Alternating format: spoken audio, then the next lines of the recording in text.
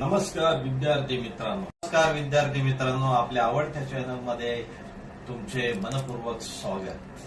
मित्रांनो, आपण आज नवीन पर्वाला सुरुवात करीत आहोत आणि 12वी कॉमर्सचा पहिला लेक्चर आज आपण सुरुवात करणार आहोत. कॉमर्स फॅकल्टी मधलं अकाउंटचं लेक्चर, बुक किपिंग अँड अकाउंटिंगची हा प्रॅक्टिकल सब्जेक्ट अतिशय महत्वाचा आणि तुमच्या फायद्याचा विषय आणि अतिशय मार्मिकपणे सोप्या पद्धतीने आपल्याला सुरुवातीला त्याचं अकाउंटचं वेटेज का आहे त्याबद्दल सांगणार आणि नंतर मग प्रत्येक टॉपिकची थेअरी, नंतर प्रॅक्टिकल प्रॉब्लेम्स हे आपल्याकडे डिस्कस केले जाईल. तुम्हाला शिक्षण हे महत्वाचं आहे. आपली एक टॅगलाईन आहे की education is power of success. What? Education is power of success. आणि एक दुसरी टॅगलाईन आहे, शिक्षणाची एक पायरी पुढे आमच्या सरांच्या साथीने घ्या उंच भरारी. शिक्षणाची एक पायरी आमच्या सरांच्या साथीने घ्या उंच भरारी. विद्यार्थ्यांनो, 12वी कॉमर्स आपला बुक किपिंग अँड अकाउंटन्सी हा विषय जो आहे तो बोर्डाला 100 मार्काचा म्हणजेच 80+20 असा असतो. 80 हा रिटर्न असतो आणि 20 मार्क्स हा ओव्हरऑल असतो. ओव्हरऑल म्हणजे इंटरनल असेसमेंट असतात, आपल्याला कॉलेजमधून ते मार्क मिळतात. त्यासाठी तुम्हाला इंटरनली एक असेसमेंट एक्झाम द्यावी लागते. 20 मार्काची एक्झाम असते. त्यामध्ये तुम्हाला काही लेक्चरर नोटबुक चेकिंगचे मार्क देतात, त्याच्यामध्ये इंटरनल दररोज क्लास टेस्ट घेतली जाते त्याचे मार्क्स असतात आणि सगळे ते ऍड करून 20 मार्क्स असतात. आणि ते 20 मार्क्स तुमचे इंटरनली जे असेसमेंटचे मार्क्स आहेत ते बोर्डाला पाठवले जातात. आणि 80 मार्क्स जे आहेत ते रिटर्न एक्झाम आहे आणि त्या 80 मार्क्सचा वेटेज आज मी तुम्हाला एक्सप्लेन करणार आहे. सुरुवातीला बुक किपिंग अँड अकाउंटन्सी म्हणजे काय हे तुम्हाला थोडक्यात सांगतो. एक जनरली बुक किपिंग म्हणजे काय? बुक किपिंग म्हणजे पुस्तक ठेवणं. It means way record all the transactions in particular accounts. म्हणजे एखाद्या बुकमध्ये आपले ट्रान्झॅक्शन्स हे रेकॉर्ड करायचे असतात आणि ते सिस्टमॅटिक ऑर्डर मध्ये करायचे असतात. आणि ही सिस्टम जी आहे ती आपण फॉलो करतो. ती फॉलो करतो ICAI. ICAI ही इन्स्टिट्यूट आहे. त्या इन्स्टिट्यूटच्या फॉर्मॅटनुसार आपण ती सिस्टम फॉलो करतो. अकाउंटन्सी म्हणजे सगळा रेकॉर्ड, अकाउंटिंग सिस्टम, त्याचे ट्रान्झॅक्शन्स आहेत, त्याच्यामध्ये प्रायमरी आहे, सेकंडरी ट्रान्झॅक्शन्स आहेत, ते रेकॉर्ड केले जातात. पुढे फायनान्शियल स्टेटमेंटसाठी किंवा ऑडिटिंगसाठी किंवा आपले फायनान्स कशा पद्धतीने आहे ह्या पद्धतीची माहिती मिळण्यासाठी हा ऑडिट केलं जातं. आणि पुढे ते हे जर त्याच्यामध्ये आपण प्रावीण्य मिळवलं, स्पेशलाइज केलं तर तुम्ही चार्टर्ड अकाउंटंट सुद्धा बनू शकता, ICWA करू शकता, कॉस्ट ऑडिटिंग करू शकता. असे अकाउंटिंग एक अकाउंटंट म्हणून आपल्याला जॉब लागतो. असे बरेच काही तुम्हाला जॉब अवेलेबल असतात. कॉमर्स हा बेसिक सब्जेक्ट आहे आणि अकाउंटिंग हा तर मेजर सब्जेक्ट, त्याला प्रॅक्टिकल सब्जेक्ट. या विषयामध्ये तुम्हाला आउट ऑफ आउट मार्क मिळू शकतात आणि ते कसे मिळणार ते सुद्धा मी तुम्हाला सांगेन. पण तत्पूर्वी आपण आपल्या ह्या विषयाच्या टॉपिक वाईज कशा पद्धतीने त्याचं वेटेज आहे, मार्क्स बोर्डाला कसे विचारले जातात त्याच्याबद्दल आपण बघूया. या ठिकाणी झूम करा. इकडे बघा, आपल्याकडे टॉपिक कोणकोणते असतात ते. या ठिकाणी टोटल तुमचे 10 टॉपिक आहेत, 10 टॉपिक्स. आणि 10 टॉपिक मध्ये त्या 10 टॉपिकचं वेटेज आहे 80 मार्क्स. आता याच्यामध्ये प्रॅक्टिकल क्वेश्चन जो असतो आणि ऑब्जेक्टिव्ह टाइप क्वेश्चन आहे.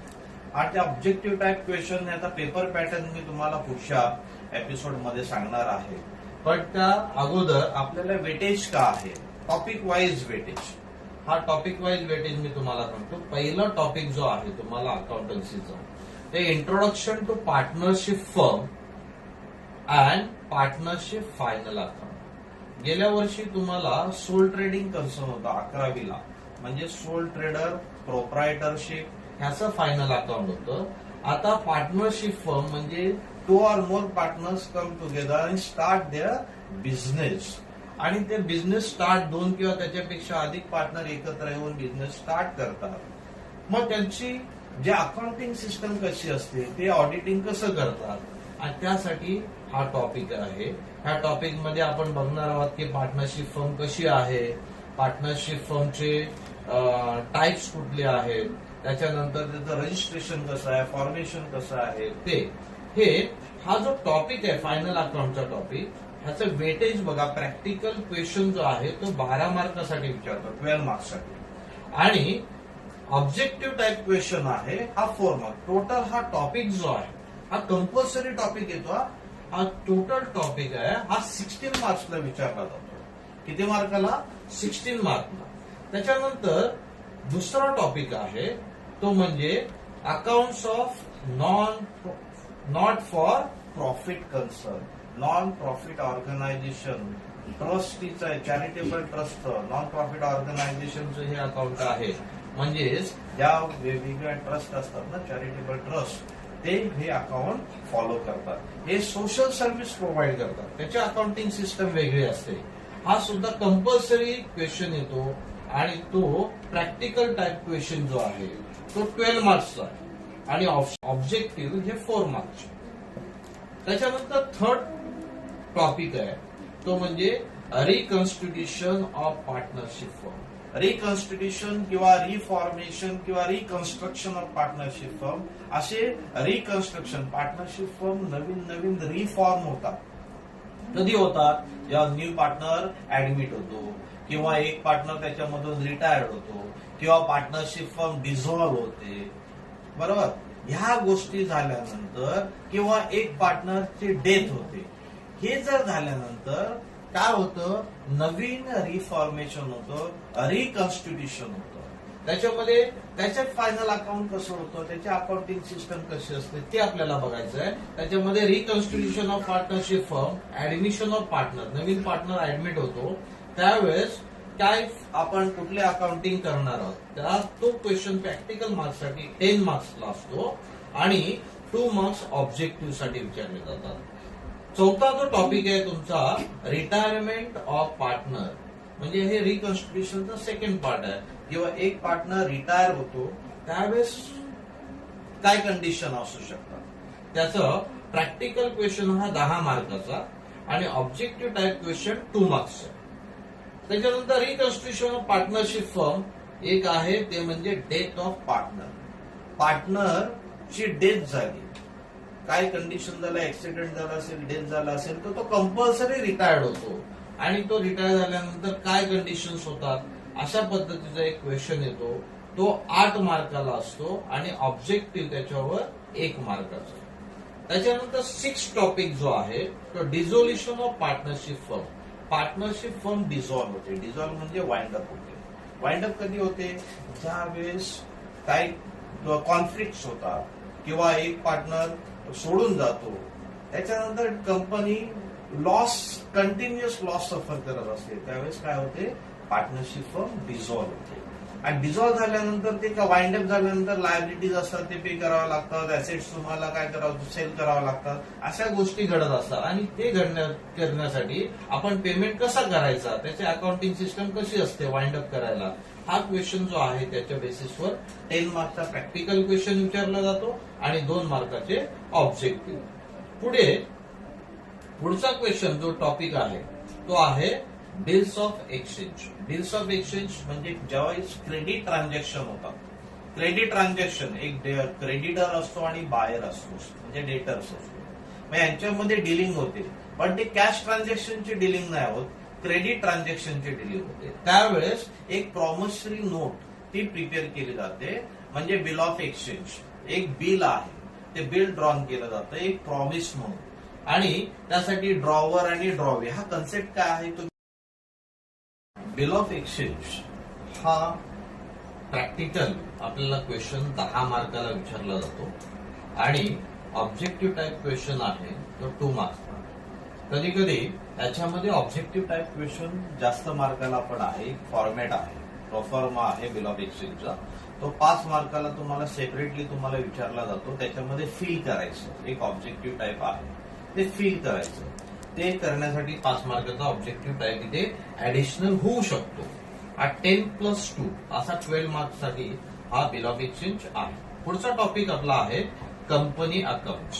आता कंपनी अकाउंट्स म्हणजे कुठले? Joint stock company, partnership firm आहे ना. आता पुढचं फॉर्म्स ऑफ बिझनेस ऑर्गनायझेशन मध्ये कंपनी आहे जॉईंट स्टॉक कंपनी. आता joint stock company capital formation कसं करते? तर त्यासाठी ते collect various source of fund. आता कुठले सोर्स ऑफ फंड आहेत? ते इश्यू ऑफ शेअर्स आहे, इश्यू ऑफ डिबेंचर्स आहेत, बॉन्ड्स आहेत, म्युच्युअल फंड्स आहेत. ह्याच्या पद्धतीने ते काय करते? फंड कलेक्ट करते. त्याच्यामधला पहिला जो आहे issue of shares. The shares म्हणजेच काय? Share is a unit of share capital. तो कशा पद्धतीने इश्यू, त्याच्या स्टेप्स आहेत. त्याच्यामध्ये पहिला ऍप्लिकेशन आहे, अलॉटमेंट आहे. त्या अलॉटमेंट झाल्यानंतर मग ते शेअर्स जर तुम्हाला पेमेंट नाही केला तर त्याच्यामध्ये होतं कॉल्स ऑन शेअर्स. मग नंतर पार्टली पेडअप आहे, फुल्ली पेडअप शेअर्स आहेत. जर पेमेंट नाही केलं तर शेअर्स फॉरफिट होतात. आणि जर आणखी तुम्हाला सरेंडर पण आहे किंवा शेअर्स ट्रान्सफर पण आहे, त्याच्या वेगवेगळ्या ज्या स्टेप्स आहेत त्या आपल्याला बघायचे आहेत आणि त्याच्या एंट्रीज असतात. हा एंट्री बेस्डचा क्वेश्चन आहे.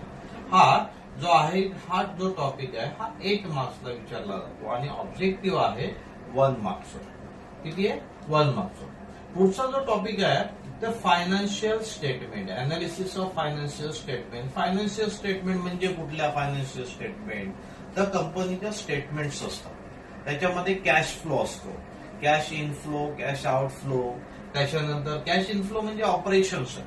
त्याच्यामध्ये ऍडमिनिस्ट्रेशन एक्सपेन्सेस आहे, ऑपरेटिंग एक्सपेन्सेस आहे, ते आपल्याला फॅक्टरी एक्सपेन्सेस आहे किंवा आणखी इन्व्हेस्टमेंट एक्सपेन्सेस आहे. तो कशा पद्धतीने असणार त्याच्याबद्दल हे स्टेटमेंट दिलं जातं. आणखी एक स्टेटमेंट त्याच्यामध्ये व्हर्टिकल स्टेटमेंट्स आहेत. त्या हॉरिझॉन्टल त्याच्या अगोदर व्हर्टिकल स्टेटमेंट्स आहेत. व्हर्टिकल स्टेटमेंट म्हणजे बॅलन्स शीट व्हर्टिकल स्टेटमेंट्स. त्या आपल्याला त्याचा फॉर्मॅट आहे, सोर्स ऑफ फंड कुठला आहे, ऍप्लिकेशन ऑफ फंड कुठले आहेत ते आपण त्याच्यामध्ये रेकॉर्ड करतो. नंतर इन्कम स्टेटमेंट आहे. आता इन्कम स्टेटमेंट त्या कुठल्या असतात त्याचा फॉर्मॅट आहे, तो आपल्याला बघायचा आहे आणि जस्ट इन्फॉर्मेशन दिलेली असते त्या पद्धतीने करायचं. आणि नंतर रेशोज आहे. आता रेशो फायनान्शियल स्टेटमेंटचे रेशो आहेत ते खूप इम्पॉर्टंट आहेत. हा रेशो कशासाठी केले जातात?